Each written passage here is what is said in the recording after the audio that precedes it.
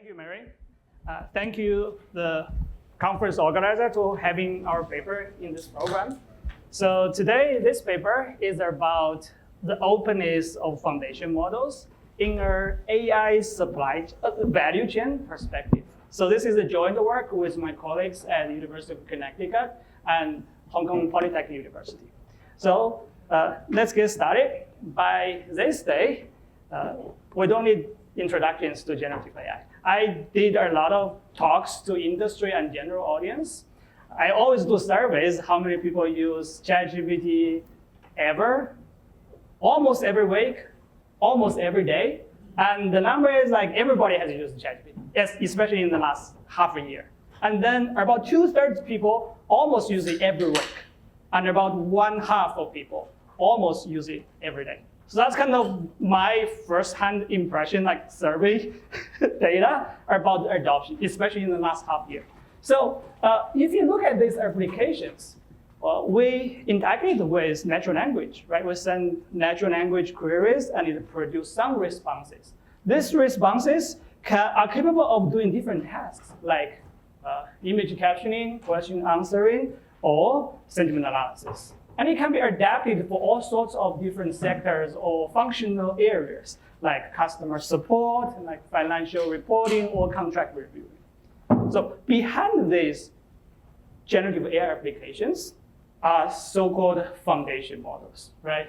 Pre-trained foundation models that needs a lot of data, and they can be adapted to a lot of different downstream tasks.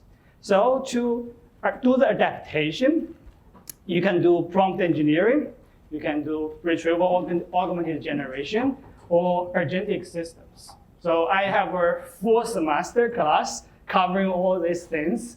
So if you're interested, we can talk more offline. And then also you can do fine-tuning. But that's more costly. It usually takes more data and more expertise to make it really work. So in this paper, what we are trying to do is we are calling all of these methods fine-tuning. So that's about adapting a foundation model for a downstream task. So when you talk about adapting it, you're also talking about the so-called foundation model value chain. There are the data element, the compute element, and then you have the foundation model developers, like OpenAI's GPT-4, Google's Gemini 1.5, or Meta's Llama 3.1, right? Those foundation models, you can call the API, you can download some of the models onto your computer and do things. And then you have the application layer, people who make these models usable as application. ChatGPT is one example. It does have some innovations in the user interface part. They actually do a lot of prompting at the backend, we don't observe.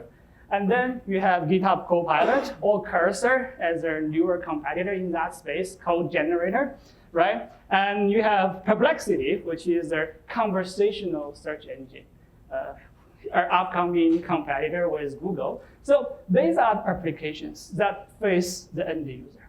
So when we talk about foundation models, a lot of focus was on the openness of these foundation models. Open versus closed. And there is a conception that open is always good. Okay, so sometimes it's an ideology. You know those leading figures of AI, they always talk about the open models. So in this paper, we try to look at it from the foundation model value chain case perspective. If we purely look at it from economic perspective, is open always good?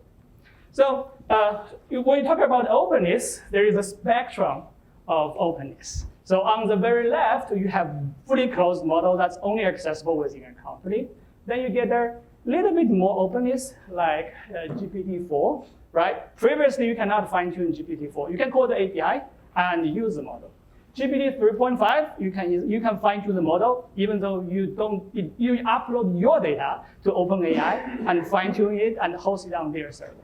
And then when you move to the more open side of things, you have Llama series that has open parameters. You can download the model, even though you don't know how the model is trained. They don't release the source code, they don't release the data, right? So, and then you get more open, like Bloom, which is from Hugging Face. They open source the parameters, the code to train these models, the data to train these models. So if you want, you can replicate what they have, as long as you have enough GPUs to do that. So we have a spectrum of openness in these models.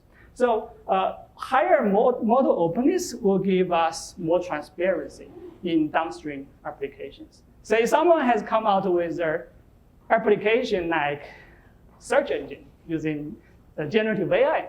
That if it's an open model, it might be easier for you to figure out how did they do this. If it's a more closed model, you might have a harder time. And also with open models, we might have higher fine-tuning knowledge spillover. So you have social media, online forums, and other things. People talk about how do you do things with these models. So that's the model openness part. And this one is aligned with the Stanford HAI Transparency Index. So they look at these models in the input, output, and mechanism part and say how transparent they are. And even the best models, the highest transparency scores are in the 50s. So it's not great in terms of the transparency of those models. So, and these models are evolving in a very quick pace. So 2023, they say 2023 is the year of prototyping or proof of concept of generative AI applications. 2024, things are moving into production. Like maybe if you adopt it early, and in half a year, other people come up with some other new methods and wipe out all your effort in the last half year, right? So adoption, like in terms of timing, is also important in this area.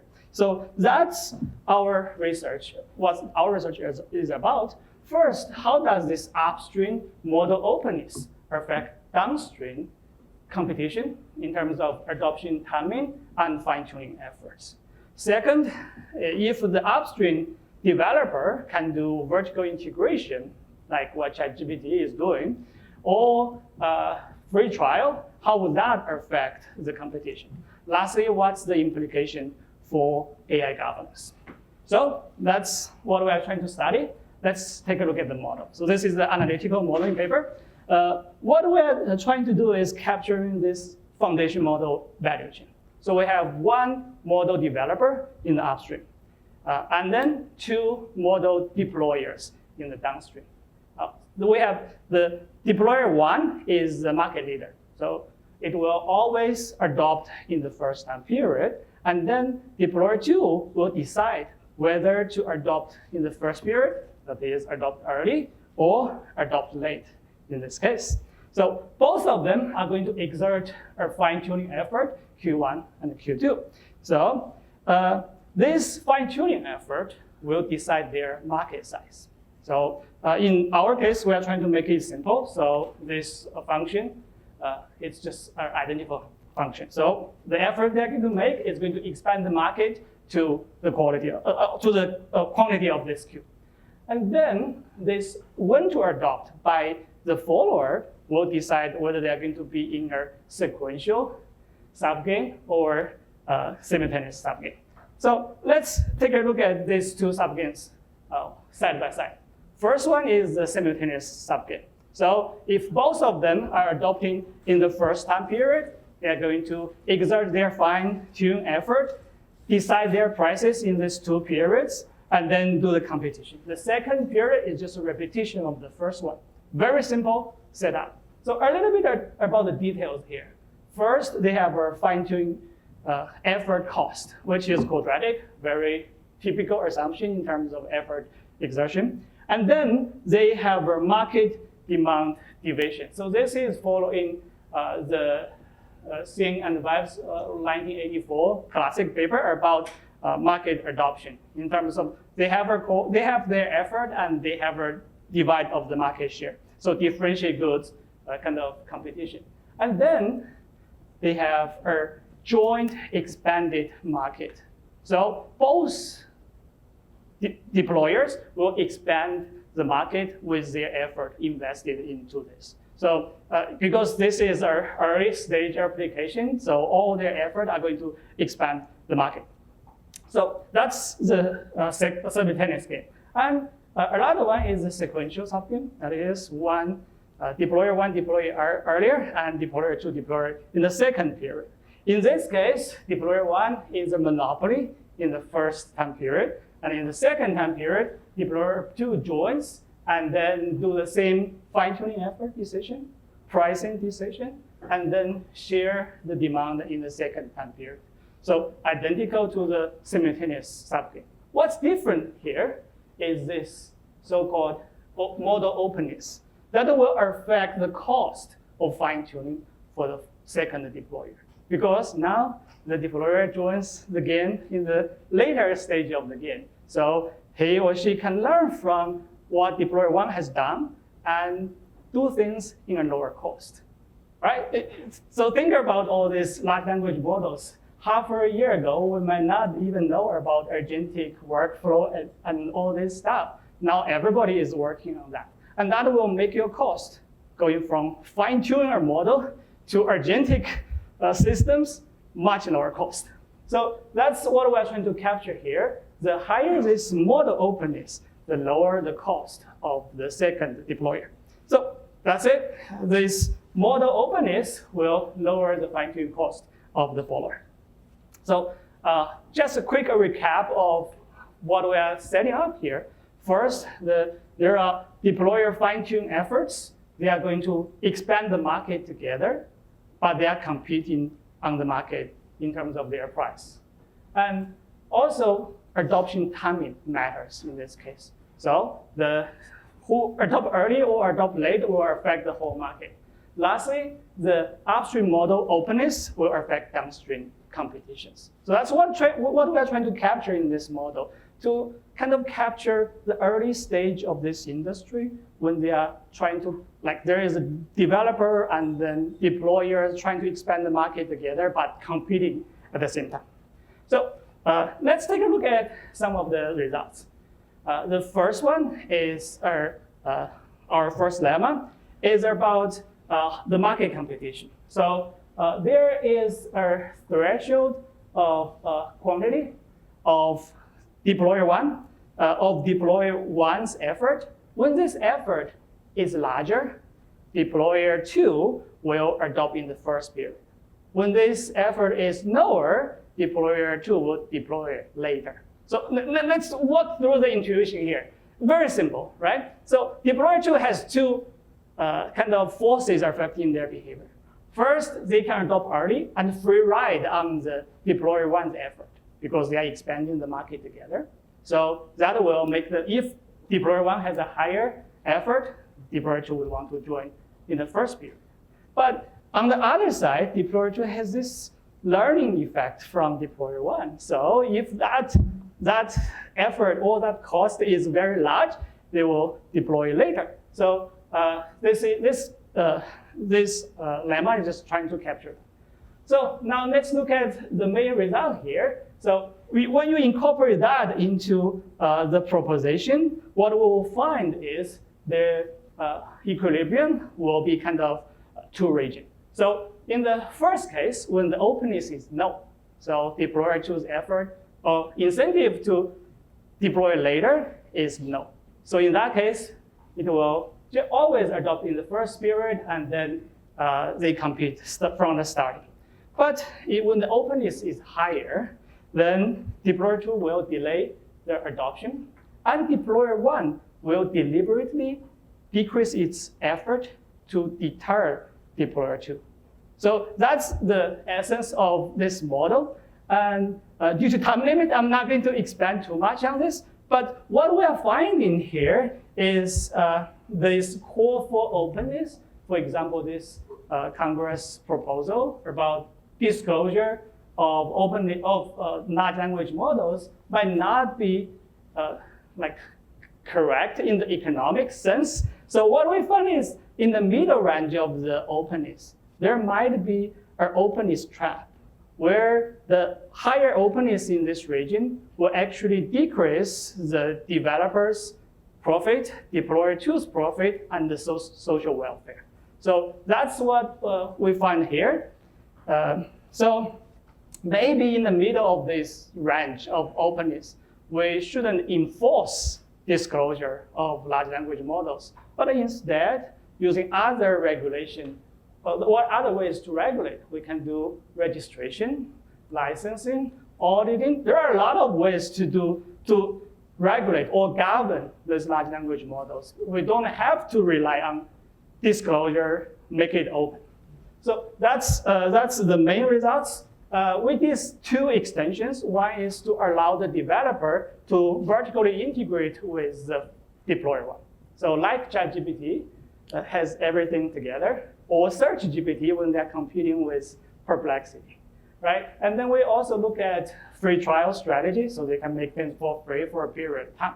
So the central focus here is to say whether these competitive strategies will give the deployer, like upstream developer, advantage over other stakeholders, profit or welfare.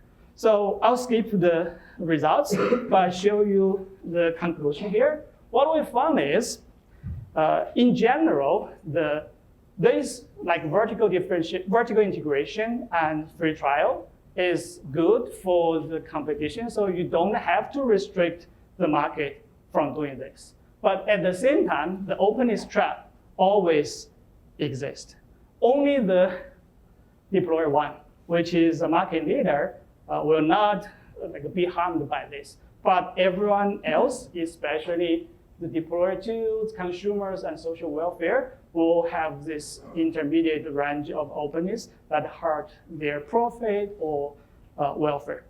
So that's all about this paper. What we are trying to look at is in the foundation model value chain case, how the openness will affect the competition in terms of their adoption timing and their fine-tuning efforts. And we found there is an openness trap in the middle.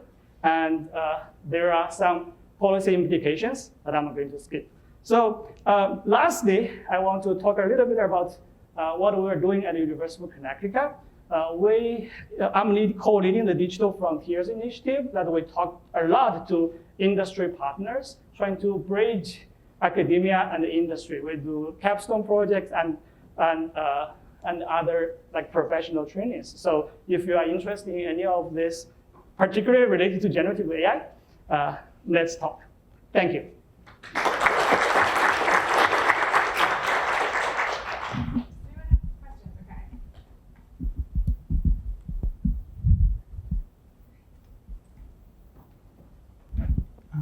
So thank you. It's a fantastic presentation.